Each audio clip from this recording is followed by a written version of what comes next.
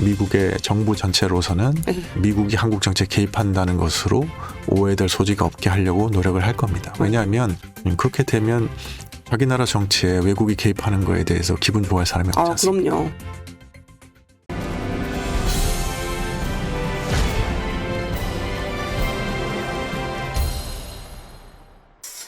저희 이제 한미 관계 에 대해서 좀 여쭤볼게요. 전문가시니까 이렇게 오시면 이거 꼭 여쭤보려고 했었는데 일단 아까 12월에 가셨을 때 의원들이랑 만날 그게 없어서 직접적으로 못 들으셨다고 했는데 미국 내 어쨌든 인맥이 꽤 있으실 테니까요. 저희 지금 이 대통령 탄핵 정국에 대해서 미국 정가에서는 어떻게 보고 있는지 외신이나 이런 거 나온 거 외에 조금 소통하신 내용들이 좀 있으실까요?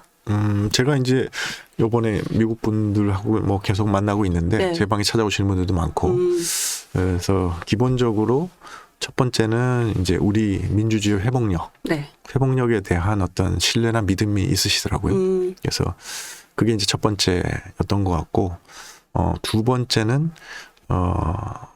사실은 이제 어떤 발언 자기들이 입장을 내거나 발언을 하는 것이 한국의 정치 과정에 개입하는 것으로 보여서 어떤 그게 역풍이 불 우려, 네. 두려움 이런 거를 많이 갖고 계셔서 네. 이렇게 아주 친한 관계면 자기 생각을 이렇게 얘기하고 그러는데 가급적 이제 공개적으로 무슨 얘기를 한다든가 이런 거는 피하려고 하는 것 같고 미국 정부나 아니면 들어오는 트럼프 행정부도 비슷한 입장인 것 같습니다. 왜냐하면 자칫 한국의 국내 정치에 개입을 네. 한다 이렇게 보이기는 좀 보이면 안 되니까요. 근데 이제 세 번째는 그럼에도 불구하고 조금 이제 미국 사람들의 속마음으로는 조금 우려가 있는 것 같습니다. 그 우려는 뭐냐하면 이제 지금 한국의 정국이 이제 어떻게 될지 이렇게 모르는데 네. 그런 과정 속에서 이제 이 지금 미중 경쟁 관계니까 네. 근데 어떤 중국의 영향력이 커진다든가 이런 거에 대해서는 좀 상당한 우려를 갖고 좀 지켜보고 있는 것 같습니다. 그 일각에서는 트럼프 대통령이 이제 2기 행정부 출범해서 시작을 하면 저희 저희 한국 정치 내에서 윤석열 대통령 쪽에 조금 편을 들어줄 수도 있다. 라는 이제 얘기들이 좀 나오기도 하는데 이거는 근거가 좀 있는 건가요? 근거가 있다고 저는 생각은 안 하고요. 아까 말씀드렸듯이 아마 미국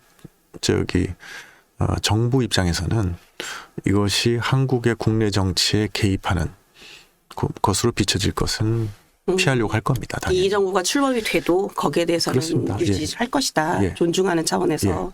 예. 그렇지만 이제 다만 변수는 이제 트럼프 대통령이 이제 그런 거에 대해서 독특하시니까 캐릭터가 있으니까. 예. 그래서 이제 그 부분까지는 어떻게 할 수 없지만 네.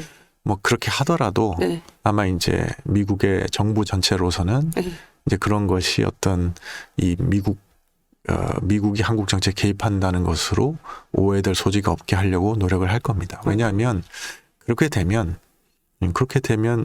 자기 나라 정치에 외국이 개입하는 거에 대해서 기분 좋아할 사람이 없지 않습니까? 그럼요. 그러니까 미국의 국익에 반하는 거지 않습니까? 네. 그러니까 이제 그런 측면에서 바라보면 되지 않을까 싶습니다.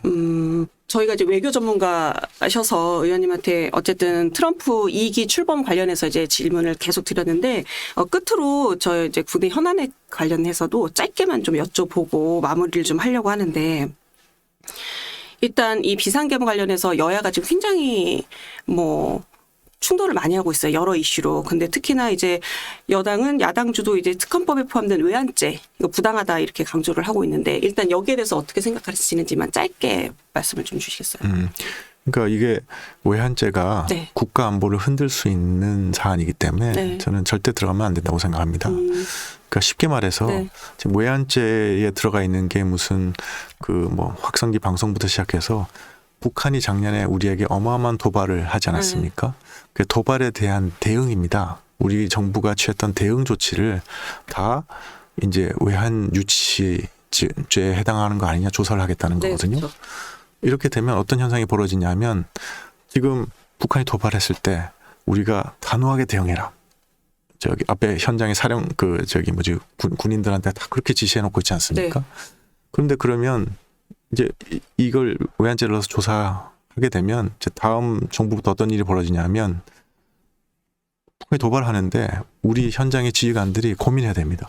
이거 내가 하면 나중에 외환죄 걸리는 거 아니야? 그렇지 않습니까? 그러면 우리의 안보 태세, 네. 우리의 국가 안보를 거의 해체시키는 효과를 갖고 올 수 있습니다. 이런 거는. 그다음에 그것뿐만 아니라 그래서 그런 걸 조사한다는 과정에서 온갖 우리의 군사의 보안상과 기밀들이 다 유출되지 않습니까? 그럼 그건 국가 안보를 어떻게 하라는 말입니까? 그래서 저는 이거는 여야 모두가 네. 이런 일을 해서는 안 된다고 생각합니다. 지금 이제 여야 관련돼서 여쭤봤는데 여권 내 상황만 하나 더 여쭤보면 여권 내부에서 윤석열 대통령하고 이제는 조금 국민의힘이 갈라서야 되는 거 아니냐라는 이런 목소리도 이제 조금씩 나오기 시작하는데 의원님의 생각은 어떠세요? 뭐 갈라서고 안 서고의 문제가 아니고 네. 지금 이제 상황을 보면 이제 탄핵안이 통과가 됐고 네. 그 다음에 저기 탄핵 심판이 지금 헌법재판소에 진행이 되고 네. 그 다음에 지금 뭐 형사 절차도 진행되고 이런 과정 속에서 이제 그 결과에 따라서는 탄핵이 이제 인용이 만약 된다고 한다면 그 대선으로 갈 수도 있고 네. 조기 대선으로 갈 수도 있고. 그 저기 대선으로 갈 수도 있고 뭐 그런 상황이지 않습니까? 그러한 상황의 변화에 따라서 거기에 따라서 이제 당의 목적은 네. 어떤 뭐 개인에 충성하는 게 아니지 않습니까? 네. 이 우리가 가진 어떤 보수의 이념을 우리 뭐 정책에 반영할 수 있는 그 집권을 유지하는 것. 네. 그것이 가장 큰 목표지 않습니까? 그래서 그거를 향해서 그 우리 정당이란 거는 끊임없이 이 상황에 적응해 나가야 되는 게 당면 과제입니다. 그래서 이제 그런 방향으로 가리라고 생각하고요. 그거를 자꾸 이제 개인적인 차원의 어떤 뭐 절연 뭐 이런 식으로 표현을 물론 이제 우리 뭐 의리 이런 게 중요하다 그래서 그렇지만 그런 자연스러운 과정이니까 그렇게 이해하면 되지 않을까 싶습니다. 그러니까 보수의 가치를 지키는 방향이 어느 것인지 이 탄핵 절차를 좀 지켜보면서 국민의힘이 어느 방향으로 가야 될지 좀 결정을 해야 된다. 네. 이렇게 이해를 하겠습니다. 예. 저희 나는 정치인이다 이제 마지막 공식 질문인데요. 이제 외교 관료에서 이제 정치인으로 이제 제2의 인생을 사시는 김건 의원님에게 정치란 과연 무엇일까요? 제가 이제 학교 다닐 때 그 논어에 정자 정야란 말이 있습니다. 그 정치는 올바라야 된다. 뭐 올바를 정자 있지 않습니까?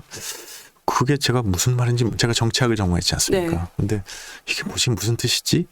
그래서 이제 처음에는 이게 뭐 정치를 하려고 하는 사람은 정의로워야 된다 이런 얘기인가? 뭐 이런 식으로 생각을 했는데 지금 이제 제가 좀 한 몇십 년 공무원 생활도 하고 그다음에 정치권에 와서 6개월 겪으면서 한 게 뭐냐면 결국은 정치라는 것은 올바를 정치하지 않습니까? 고질정.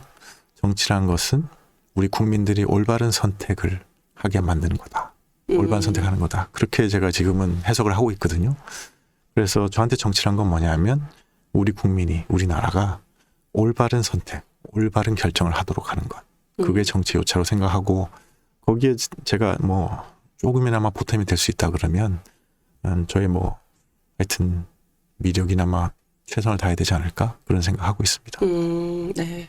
올바른 정치 어느 때보다 대한민국 정치에 있어서 모두가 좀 되새겨야 되는 얘기가 아닌가 싶은 생각이 드는데요. 오늘 긴 시간 말씀 감사하고요. 지금까지 김건 국민의힘 의원이었습니다. 고맙습니다. 네, 감사합니다. 네.